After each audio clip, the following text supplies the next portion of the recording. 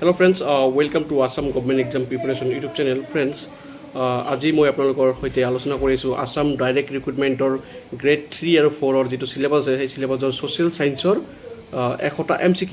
তো আমি ইতিমধ্যে ছ'চিয়েল ষ্টাডিজৰ প্ৰথমটো পাৰ্টত 53টা কুৱেশ্যন আলোচনা কৰিছোঁ আৰু আমি এই ভিডিঅ'টোৰ যোগে বাকি থকা 47টা MCQ আলোচনা কৰিম। তো দেৰি নকৰি আহক আজিৰ ভিডিঅ'টো আৰম্ভ কৰোঁ। আজি আমাৰ 54 নম্বৰ কুৱেশ্যনটো হৈছে আহোম ৰজা জয়ধ্বজ সিংহই ঘিলাজাৰী ঘাটৰ সন্ধি অনুসৰি মোগলৰ হেৰেমলৈ পঠোৱা নিজ কন্যাগৰাকীৰ নাম কি? উত্তৰটো হৈছে আপোনাৰ ৰমণী গাভৰু। 55 নম্বৰ প্ৰশ্নটো হৈছে পত্নীক সিংহাসনত বহুৱাই নিজ সিংহাসন ত্যাগ কৰা আহোম ৰজাৰ নাম কি? উত্তৰটো হৈছে আপোনালোকৰ শিৱসিংহ। 56 নম্বৰ প্ৰশ্নটো হৈছে আহোমসকলৰ বিবাহ পদ্ধতি কি বুলি কোৱা হয়? এইটো হৈছে আপোনালোকৰ চকলং। আপোনালোকে সকলোৱে জানে আহোমসকলৰ বিবাহ পদ্ধতিক চকলং বুলি কোৱা হয়। এইটো পৰীক্ষাত মাজে সময়ে আহি থকা দেখা পোৱা যায়। 57 নম্বৰ কুৱেশ্যনটো হৈছে আহোম আৰু মোগলৰ মাজত হোৱা শেষ ৰণখনৰ নাম কি আছিল? এইটো হৈছে আপোনালোকৰ ইটাখুলি ৰণ। এই প্ৰশ্নটো কিন্তু আপোনালোকৰ DSS বা বাকী অন্যান্য গ্ৰেড 3, 4 এক্সামত আহি থাকে। 58 নম্বৰ প্ৰশ্নটো হৈছে অসমত মাটিৰ জৰীপ কাৰ্য প্ৰথমতে কোনে প্ৰৱৰ্তন কৰে? উত্তৰটো হৈছে আপোনালোকৰ গদাধৰ সিংহ।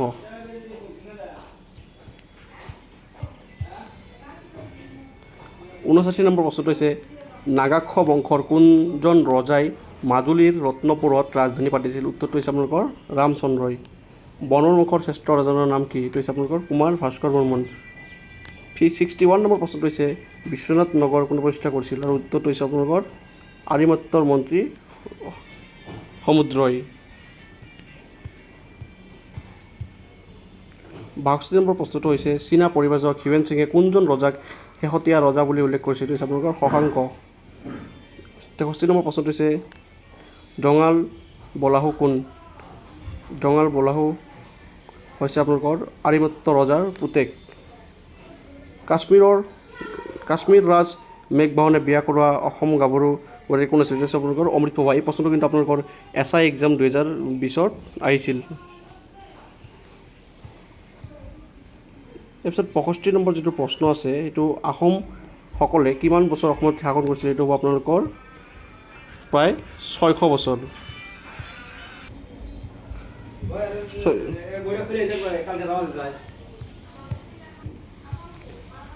66 নম্বৰ প্ৰশ্নটো হৈছে হিন্দু ধৰ্ম গ্ৰহণ কৰা প্ৰথম আহোম ৰজা এইটো হৈছে আপোনালোকৰ চুহুংমুং।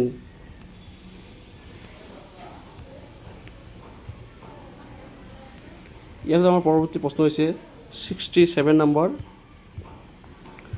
67 নম্বৰ। তো 67 নম্বৰ প্ৰশ্ন হৈছে চীনা পৰিব্ৰাজক হিউৱেন সিঙে কোনজন ৰজাক উত্তৰ পূৰ্বাঞ্চলৰ ৰজা বুলি উল্লেখ কৰিছিল? এইটো হৈছে আপোনালোকৰ ভাস্কৰ বৰ্মন। 68 নম্বৰ যিটো প্ৰশ্ন হৈছে আপোনালোকৰ বুৰঞ্জীত উল্লেখিত কৱচ কাপোৰ কি? এইটো হৈছে আপোনালোকৰ একে ৰাতিৰ ভিতৰতে সূতা কাটি বৈ ওলোৱা এবিধ কাপোৰ, যাক আমি কি বুলি জানো কৱচ কাপোৰ। 69 নম্বৰ প্ৰশ্নটো হৈছে আমাৰ ফুলগড়ী সংঘৰ্ষত মৃত্যু হোৱা ইংৰাজ বিষয়াজনৰ নাম কি? এইটো হৈছে আপোনালোকৰ লেফটেনেণ্ট ছিংগাৰ। 70 নম্বৰ প্ৰশ্নটো হৈছে আহোম কোচৰ যুদ্ধত আহোমসকলে বন্দী কৰি অনা হাজাৰ হাজাৰ কোচ সৈন্যৰ মূৰ কাটি দমাই থোৱা ঠাইখনৰ নাম কি? এইটো হৈছে আপোনাৰ মথাদাং। 71 নম্বৰ প্ৰশ্ন হৈছে ফুলগড়ী কৃষক বিদ্ৰোহত মৃত্যু হোৱা কৃষকৰ সংখ্যা কিমান? এইটো হৈছে আপোনালোকৰ 54জন। 72 নম্বৰ প্ৰশ্নটো হৈছে ইতিহাস প্ৰসিদ্ধ ৰংপুৰ নগৰৰ পৰিকল্পনা কৰা খনিকৰজনৰ নাম কি? উত্তৰ হৈছে আপোনালোকৰ ঘনশ্যাম খনিকৰ। 73 নম্বৰ প্ৰশ্ন হৈছে পথাৰুঘাট ৰণ কেতিয়া হৈছিল? এইটো প্ৰশ্নটো খুব আহি থাকে পৰীক্ষাত। এইটো হৈছে আপোনালোকৰ 1894 1894 চনত। 74 নম্বৰ প্ৰশ্নটো হৈছে আহোমৰ শাসনকালত জ্যোতিষ শাস্ত্ৰৰ চৰ্চা আৰু ৰাজপুৰোহিতৰ কাম কাজত জড়িত নথকা পৰিয়াল কোনটো? এইটো হৈছে আপোনালোকৰ সন্দিকৈ। 75 নম্বৰ প্ৰশ্নটো হৈছে দেশৰ ভৱিষ্যত ভাল বেয়া গণনা কৰা আৰু ৰজাৰ অন্যান্য বিষয়াসকলৰ জন্ম পত্ৰিকা তৈয়াৰ কৰা অসমৰ বিশেষ শ্ৰেণীটোৰ নাম কি? এইটো হৈছে আপোনালোকৰ দলৈ। এই প্ৰশ্নটো কিন্তু খুব আহে, ভেৰি ভেৰি ইম্পৰ্টেণ্ট কুৱেশ্যন। হস্তি বিদ্যান্ন পুথিখন লেখকখন নিশ্চয় আপোনালোকৰ হৈছে সুকুমাৰ বৰকাইত। সুকুমাৰ বৰকাইতে হস্তি বিদ্যান্ন পুথিখন লিখিছিল। 77 নম্বৰ প্ৰশ্নটো হৈছে আহোম স্বৰ্গদেউসকলে খেল ধেমালিৰ আয়োজন আৰু খেল পৰিচালনা কৰিবলৈ নিযুক্তি দিয়া বিষয়াকেইজনৰ অন্তৰ্গত তলৰ কোনজন নহয়? এইটো হৈছে আপোনাৰ হাবিয়াল বৰুৱা নহয়। বৰৰজা ফুলেশ্বৰীয়ে ক'ত পঢ়াশালী স্থাপন কৰিছিল? এইটো হৈছে আপোনাৰ ৰংপুৰত।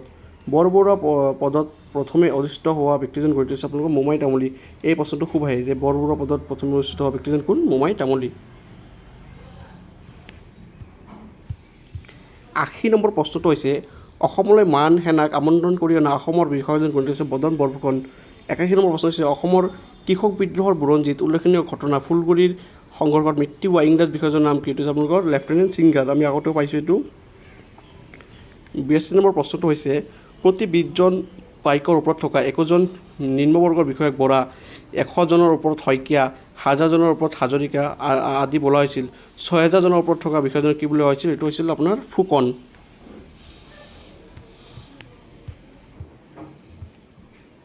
৮৩ নম্বৰ প্ৰশ্নটো হৈছে আপোনালোকৰ মষ্ট ইম্পৰ্টেণ্ট।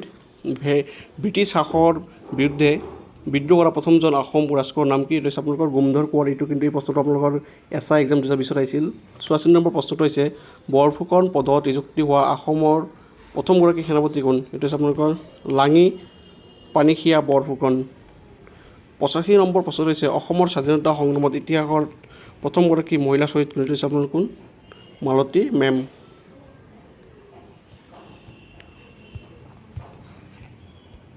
৮৬ নম্বৰ প্ৰশ্নটো হৈছে অসমৰ শেষ ৰজাৰ নাম কি? এইটো হৈছে আপোনালোকৰ উত্তৰ পুৰন্দৰ সিংহ।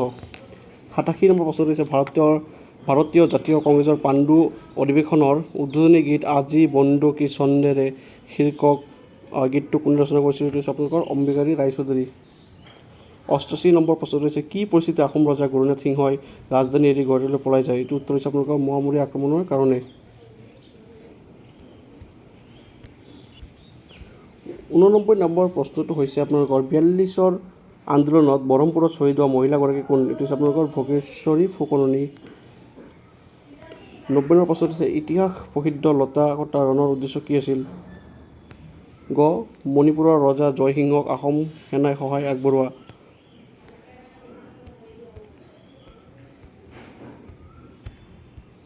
৯১ নম্বৰ প্ৰশ্নটো হৈছে আহোম পুৰোহিতসকলে সম্ভ্ৰান্ত শ্ৰেণীৰ সন্তানক টাই ভাষাত ধৰ্মীয় সংক্ৰান্তীয় শিক্ষা আৰু ৰাষ্ট্ৰ পৰিচালনাৰ নিয়ম সম্পৰ্কে শিক্ষা দিয়া শিক্ষানুষ্ঠানৰ নাম কি? আৰু ইয়াৰ উত্তৰটো হৈছে আপোনালোকৰ গ. চাং।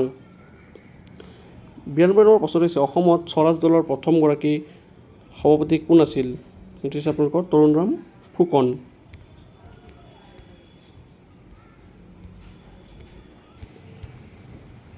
৯৩ নম্বৰ প্ৰশ্নটো হৈছে অসমৰ শাসনৰ সময়ত দেশৰ আয় ব্যয় আৰু মাটিৰ হিচাপ ৰখাৰ দায়িত্ব কাৰ ওপৰত দিয়া হৈছিল? এইটো হৈছে আপোনাৰ কাকতীসকলৰ ওপৰত।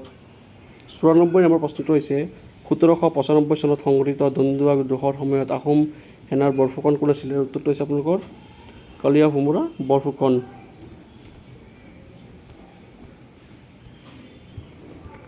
৯৫ নম্বৰ প্ৰশ্নটো হৈছে ১৭৯৫ চনত সংঘটিত দন্দুৱা বিদ্ৰোহৰ সময়ত আহোম সেনাৰ বৰফুকন কোন আছিল? এইটো হৈছে আপোনালোকৰ কলীয়া ভোমোৰা বৰফুকন।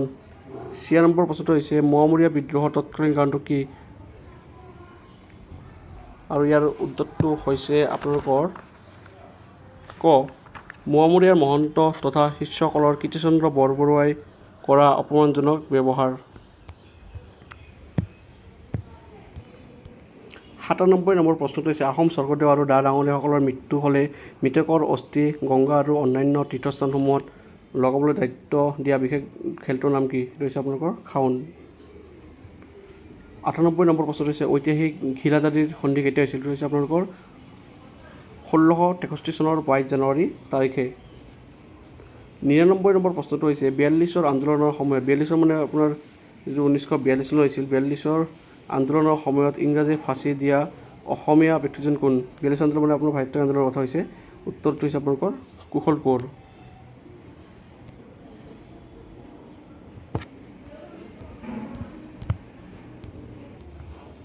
আজি আমাৰ এই যি ১০০টা প্ৰশ্নৰ MCQ আছিলে সেই MCQৰ 100তম মানে ১০০ নম্বৰ কুৱেশ্যনটো হৈছে আহোম স্বৰ্গদেউ আৰু অন্যান্য ঠাইৰ ৰজা মহাৰাজাসকলৰ লগত সংযোগ স্থাপন কৰা আৰু চিঠিপত্ৰ অনা নিয়াৰ দায়িত্ব পালন কৰা বিশেষ শ্ৰেণীটোৰ নাম কি? হৈছে আপোনালোকৰ কটকী। এইখিনিতে মই আপোনালোকৰ এটা গুৰুত্বপূৰ্ণ প্ৰশ্ন আগবঢ়াইছোঁ।